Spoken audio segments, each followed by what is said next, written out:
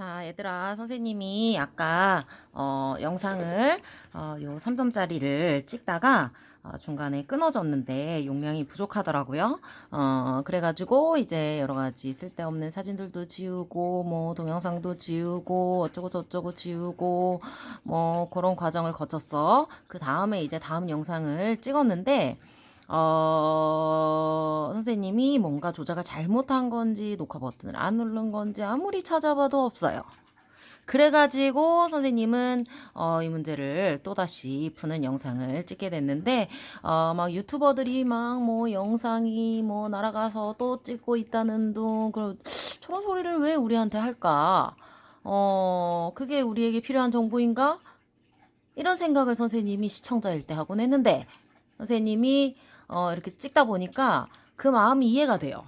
어떤 느낌이냐면은 내가 저금통에다가 100원, 200원 모아가지고 저금통이 꽉 차가지고 얘를 이제 배를 갈라서 내가 이게 얼마인지 세어보려고 내가 두근두근거리면서 학교에서 집으로 왔는데 그것을 엄마가 뭔가 장 볼 때 급해서 현금이 없어서 썼다든지 뭐 요런 정도의 그 정도의 박탈감과 상실감을 느꼈다라는 쌀데기 없는 소리로 다시 시작을 해보도록 하겠어요. 그래가지고 선생님 이 프린트도 다시 뽑았잖니. 왜냐면은 여기 막 체크가 답이 다 되어 있기 때문에요. 그래서 다시 풀어볼게요. 우리가 아까 타임슬롯을 찾아보자 라는 얘기까지 했어요. 그죠? 타임슬롯을 찾아보자 라는 얘기를 하면서 선생님이 아마 여기서 여기 타임슬롯 있잖아. 그러면서 여기를 아마 읽다가 그죠? 우리가 영상이 뭔가 애매하게 끝났어요. 그 애매하게 끝난 건 선생님의 의도가 아니었다라는 거. 용량이 꽉 찼다. 다음에는 휴대폰을 살 때 대용량 막 100 넘는 걸로 지금은 60 몇 정도 되는 64인가 그래요. 그럼 부족하다. 아무튼 그래요. 그랬어요. 자, 여기서부터 볼게요. 자, 타임슬롯이라는 것은 아까 얘기했듯이 이 안에 없잖아. 보기 안에 없잖아. 그럼 이 글 안에서 파악을 해야 된다. 우리가 이렇게 생각을 해볼 수가 있다. 그래서 타임슬롯을 얼른 찾아보면은 여기 있잖아. 그죠? 그래서 타임슬롯이 뭐냐? 그러면은 이제 쉽게 여러분들한테 문장을 줄 경우에는 타임슬롯이란 무엇이다. 이런 식으로 이제 정의를 해줘요. 그런데 그렇게 하면은 좀 쉽잖아. 그러면은 조금 어렵게 되어 있는 정의는 이런 식으로 어쩌고 저쩌고 저쩌고 인 타임슬롯 이렇게 나오는 거예요. 정의가. 근데 얘들아 이 앞뒤만 바뀌었을 뿐 똑같은 거야. 타임슬롯은 이것이다. 이렇게 읽으면 되는 거잖아. 그죠? 그래서 타임슬롯은 동일한 크기로 분할된 시간의 단위다라는 걸 알면 돼요. 똑같은 크기로 분할됐다는 건 잘라졌다는 거지. 그치? 그래서 시간의 단위를 우리가 타임슬롯이라고 한다. 그런데 그러한 타임슬롯을 차량 단말기에서 전송된 각각의 데이터에 할당하여 데이터를 처리하는 방식이래요. 타임슬롯은 차량이 진입하지 않아도 항상 만들어지는데 부분은 별로 필요가 없죠. 왜? 우리는 1번 차량과 2번 차량이 지나가는 경우를 보는 거니까. 그죠? 그래서 여기를 잘 봐야 돼. 이거 아까 선생님이 수업했던 그 자국이에요. 차량이 지나가게 되면 여기를 잘 봐야 되겠지. 규약으로 정해진 데이터의 종류의 순서에 따라 자, 규약으로 정해진 데이터의 종류의 순서에 따라 여기 있죠. 규약에 따라 정해진 데이터 종류의 순서에 따라 이런 식으로 표랑 글을 같이 읽어갈 수 있어야 되겠지. 따라 데이터의 타임슬롯이 할당이 된대, 배당이 된대요. 그렇죠? 차량 한 대가 지나가는 경우 데이터에 어쩌고 저쩌고 이랬는데 이를 프레임이라고 한다. 이때 타임슬롯이 데이터에 할당되는 방식과 프레임이 구성되는 방식은 시분할 방식의 종류에 따라 동기식과 비동기식으로 나누어 볼 수 있다. 자, 아까 1강의에서 그 아까 잘린 강의 있죠? 거기서 우리가 첫 문단에 과정과 방식으로 작동하는 것일까? 이 문장이 전자요금 징수 시스템에 대한 이 전체적인 글이 과정과 방식을 설명하는 글이겠구나 라는 힌트를 얻을 수 있다 그랬죠. 여기 방식 나오지. 그치? 그래서 대체적으로 이런 글 같은 경우에는 과정에 관련한 문제가 하나 나와요. 그리고 또 방식에 관련한 문제가 또 하나 나옵니다. 자, 그래서 방식에 따라서 동기식과 비동기식으로 나누는데 우리가 아까 풀었던 18번 문제에서 기역과 니은을 대조하는 문제를 풀었어요. 그죠? 그런데 우리가 이 앞에는 대충 읽고 넘어가고 여기를 열심히 읽었죠. 왜? 기역, 니은을 푸는 거니까. 그죠? 그런데 지금은 우리가 여기까지 다 읽어줘야 돼요. 왜냐면은 1번 차량은 동기식이고 2번 차량은 비동기식이면서 여기에 데이터의 종류가 여기 나와 있죠. 1, 2, 3, 4번 순서대로 나와 있고 그 다음에 차량 구분이 시분할 방식으로 동기식, 비동기식으로 되어 있단 말이야. 근데 여기 보니까 유무, 유유, 유유, 유무 이런 식으로 나온단 말이에요. 그지? 그런데 우리가 아까 풀었던 기억하고 니은 같은 경우에는 결국 결론만 대조하는 그러한 문제였어요. 결론만 대조하는. 그런데 여기서는 그 방식에 대한 자세한 설명이 나와 있단 말이야. 그지? 그런데 우리가 아까 18번 문제 풀 때는 이 부분을 읽기가 어려웠어요. 근데 19번 풀 때는 오히려 이 부분을 읽기가 쉬워집니다. 왜? 우리한테 이러한 많은 정보들이 있으니까요. 진짜 그런지 한번 읽어보자. 아까는 선생님이 막 읽었을 때 이해가 안 됐지? 지금 이제 이해가 될 거야. 봐봐.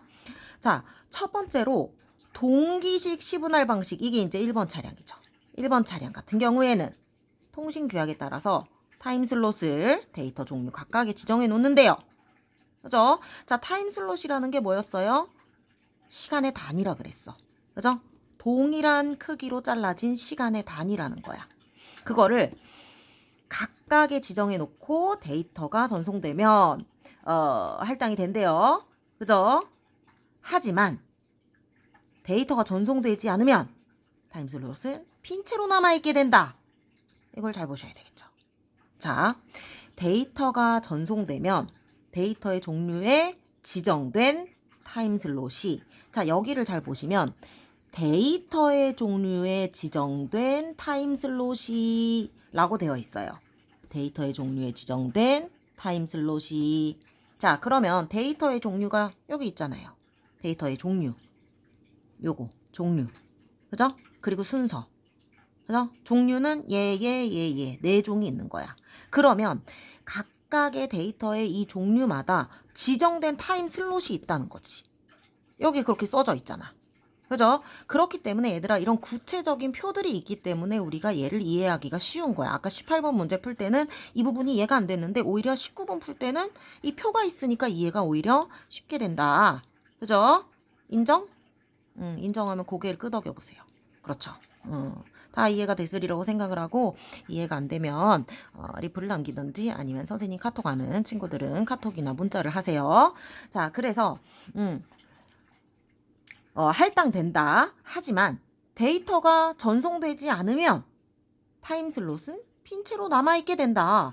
자, 여기 선생님이 아까 수업했던 건데 요 옆에다 그려볼게요. 자, 아까 얘기를 했듯이 타임슬롯을 데이터 종류 각각에 지정을 해놓은대. 그럼 얘는 데이터가 종류가 4개잖아. 그치? 그러니까 타임슬롯을 4개 지정하겠죠.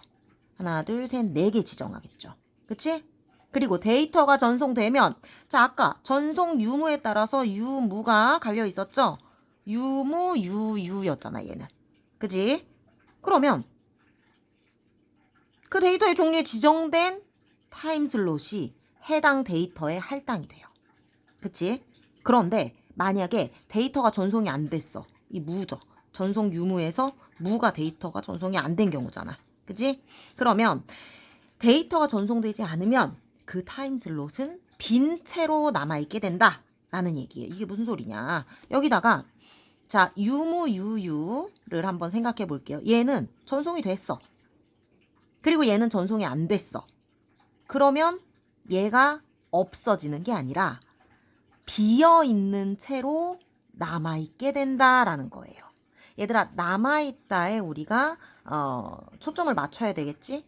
남아있다라는 거는 여기에 존재를 아직도 하고 있다 이 소리예요. 빈 채로. 근데 여기가 텅 빈 채로. 그지? 그래서 그 다음에 유유니까 얘는 유유 이렇게. 그죠? 그래서 하나의 프레임에 포함된 아이고 미안해요. 자 다시 하나의 임에 포함된 타임슬롯의 개수는 차량마다 동일하다. 왜? 무여도 빈 채로 냅두니까.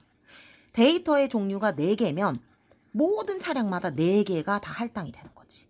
그죠? 여기는 아까 읽었으니까 넘어갈게요.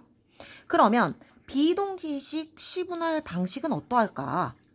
자, 전송되는 데이터가 없는 경우부터 나왔네. 전송이 되면 이라는 부분은 없어요. 그죠? 그러면 이거는 전송이 되면 얘랑 똑같은 얘기야, 당연히. 그치? 자, 얘도 마찬가지라는 거지. 자, 타임슬롯이 얘도 이제 4가지니까 4개를 한번 그려봅시다. 자, 근데 이제 전송되는 데이터가 없는 경우에 타임슬롯을 비워두지 않고, 이게 얘와 차이점이지. 타임슬롯을 얘는 비워둔다 그랬잖아. 근데 얘는 비워두지 않고 다음 순서에 해당하는 데이터에 그 타임슬롯이 할당이 된대요. 그러니까 얘 같은 경우는 빈 채로 남아있지만 만약에 1번 차량이 비동기식이었다라고 한다면 데이터가 없는 경우는 얘가 아예 없어져 버려. 그치? 그러면서 타임슬롯을 비워두지 않고 다음 순서에 해당하는 데이터에 그 타임슬롯이 할당이 된다는 거예요. 요거에 이게 할당이 된다는 거야. 요렇게 땡겨온다는 소리죠. 이해가 됐어요? 그래서 하나의 프레임에 포함된 타임슬롯의 개수는 차량에 따라 다를 수가 있지. 무가 없이 유유유유면 4개가 되고, 만약에 유무유유면 타임슬롯이 3개가 되고, 무무유면 2개가 되고, 비워두지 않고 다음 해가 채워져 버리니까. 그죠? 그래서 차량에 따라서 다를 수가 있다. 그리고 데이터의 종류에 따라서 정해진 타임슬롯이 해당 종류의 데이터에 할당되지 않기 때문에 어쩌고 저쩌고 주소 필드를 포함시켜 프레임이 구성된다. 여기는 이 문제 푸는데 크게 필요 없는 문장이라서 빠르게 읽었어요. 자, 그렇게 본다면, 자, 2번 차량은 이제 비동기식이란 말이야. 비동기식이라는 것은 아까 얘기했듯이, 여기 전송되는 데이터가 없는 경우에 타임슬롯을 비워두지 않고 다음 순서에 해당하는 데이터에 이 타임슬롯이 할당이 된다 라고 되어 있어요. 그런데 우리 2번 차량을 보면 유유유무라고 되어 있네요. 그치? 유유유무야.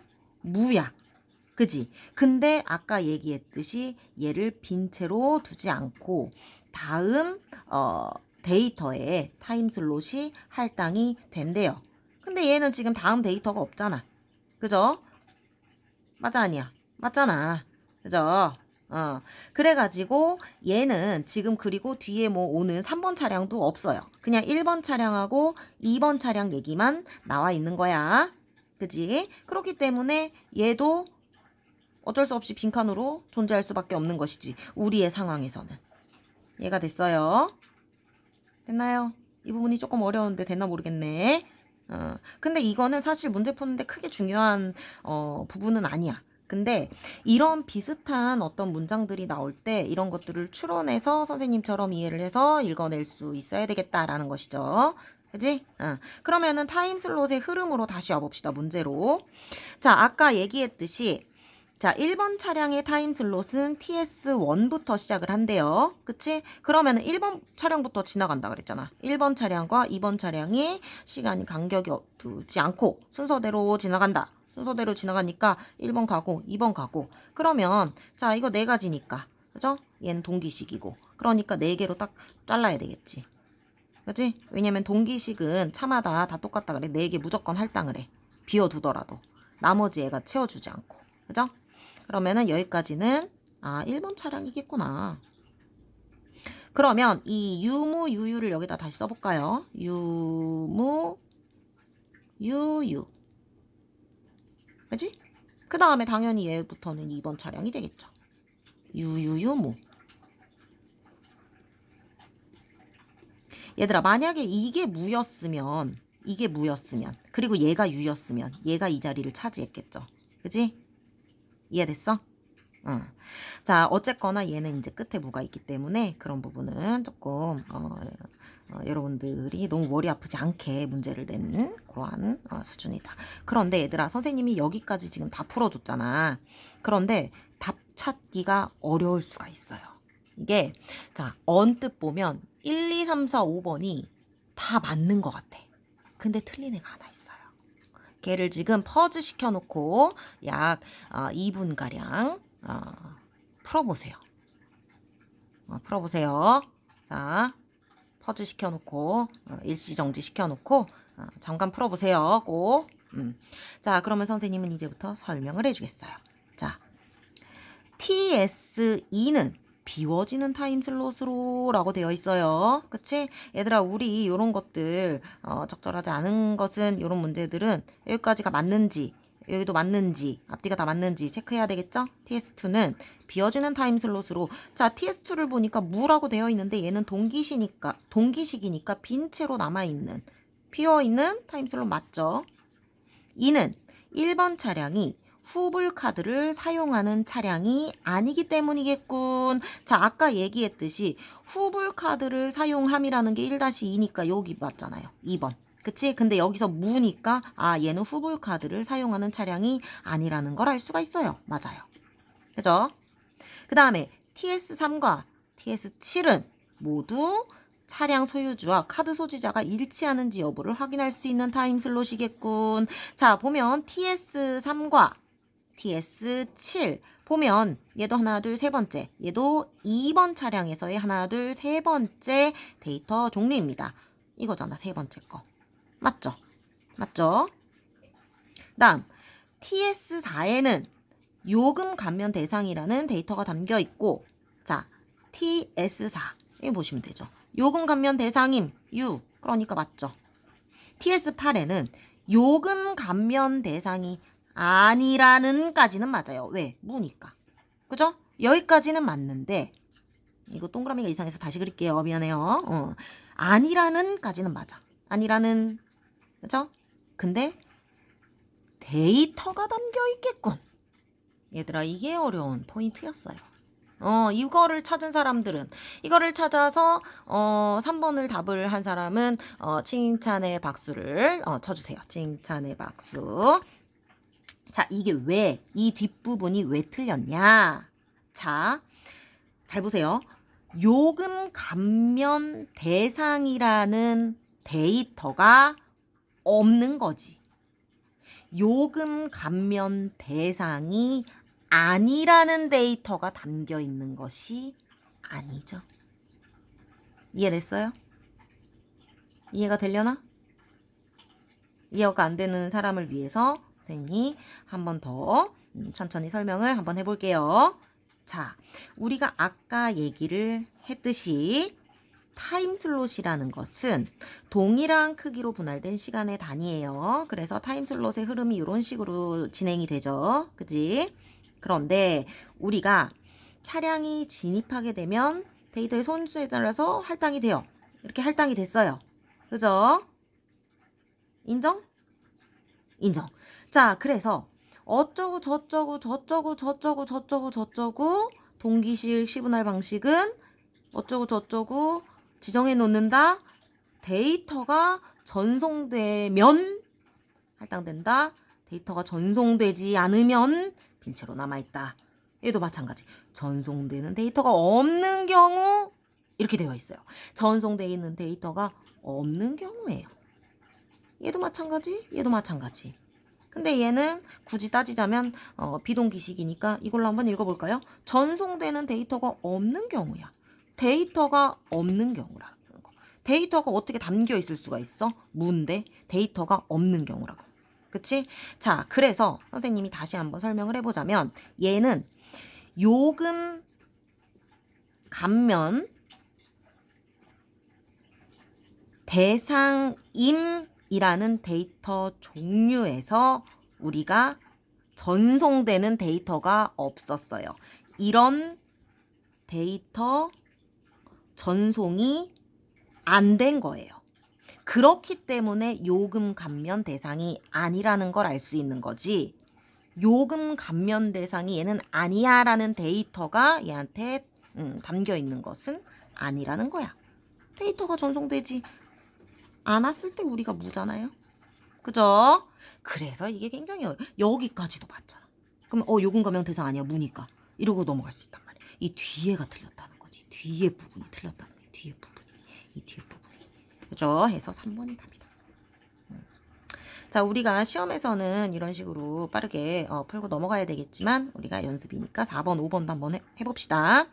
별로 어렵지가 않아요.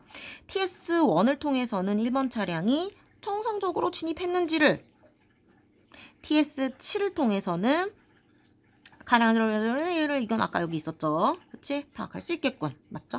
그 다음에 TS5에는 차량이 정상적으로 진입한 것에 대한 데이터가 담겨 있죠. U니까요. TS6에는 후불 카드를 사용한다는 것에 대한 데이터가 담겨 있다. 자, TS6 후불 카드를 사용했다. U 데이터가 담겨 있다. 맞죠? 그죠? 그래서 얘는 사실은 굉장히 어려운 문제였어요. 왜? 이 문장 자체도 어렵고, 그러니까 이 글 자체도 어려운데 그거를 요 상황에 맞게 표를 읽어내야 되면서 얘까지 요 문제까지. 보통 이제 이런 식으로 보기가 어려우면 선지는 조금 쉽게 나오는 편이 많은데 요즘은 이런 극악의 어려운 것들이 나올 수가 있어요. 그래서 요것을 찾아냈으면 아, 나는 국어 천재구나. 이런 생각을 하시면 됩니다. 선생님이 이렇게 두 번째 영상을 찍어봤는데 선생님이 좋아하는 뜬금없지만 래퍼 디보라고 있어요. 근데 디보가 오늘 어떤 유튜브를 올렸는데 선생님이 그걸 보고 너무 감명을 받아가지고 너네들한테 얘기를 해주고 싶었어. 디보가 뭔가 너무나도 안 좋은 일이 있었는데 그 다음날 되게 막 좋은 일이 있었던 거야. 그래가지고 정말 이런 걸 또 느꼈대. 아, 사람은 어떤 내가 숨 쉴 수 있는 공기야 음악만 있으면 정말 행복할 수 있구나라는 걸 느꼈대요. 내가 그걸 듣고 굉장히 안 그래도 내가 디보의 어떤 그런 철학이나 사상들을 좀 좋아해서 선생님이 인스타도 즐겨보고 유튜브도 즐겨보고 뭐 이러는데 너무나도 감명 깊어서 여러분들에게 얘기를 해주고 싶었어요. 우리 고3들 너무나도 힘들고 여러분들 힘들지만 우리 숨 쉴 수 있는 공기만 있으면 행복하다는 우리의 디보의 말.